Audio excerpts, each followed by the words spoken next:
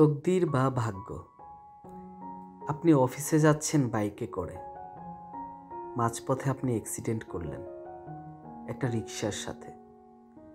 তেমন কিছু হলো না আপনার, কিন্তু হলেও হতে পারত ভেবে রিকশাওয়ালাকে বকাঝকা করলেন, ধরে পিটালেন, অতঃপর অফিসে এলেন।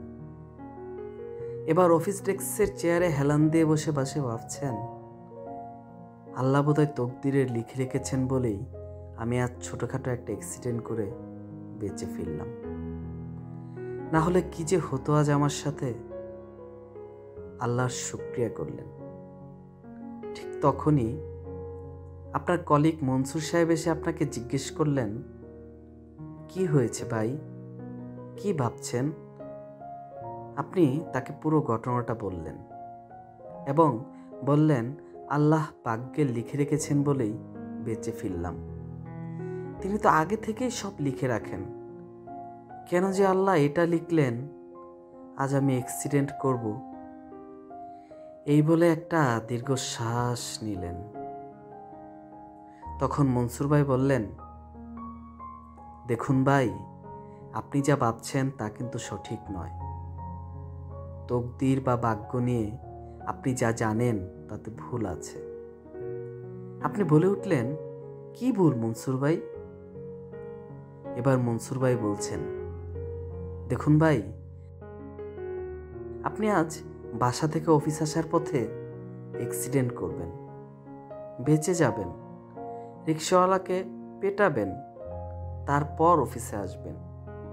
এটা আল্লাহ ভাগ্যে লিখে রেখেছেন বলে হয়েছে, বিষয়টা কিন্তু তা নয়। আল্লাহ হচ্ছেন গায়েবে ইলম, তিনি ভবিষ্যৎ জানেন, আমার, আপনার, সবার। এজন্যই আল্লাহ আগে থেকেই জানতেন আজ আপনি অফিসে আসার পথে অ্যাক্সিডেন্ট করবেন। তাই আল্লাহ আপনার ভাগ্যে পূর্বেই এই অ্যাক্সিডেন্টের কথা লিখে রেখেছিলেন। আপনি রিকশাওয়ালাকে না পেটালেও পারতেন, হয়তো ভুল উভয়েরই ছিল। এবার আপনি বোধহয় একটু বুঝ অনুভব করলেন, তারপর বলে উঠলেন, জি ভাই, আমি বুঝতে পেরেছি।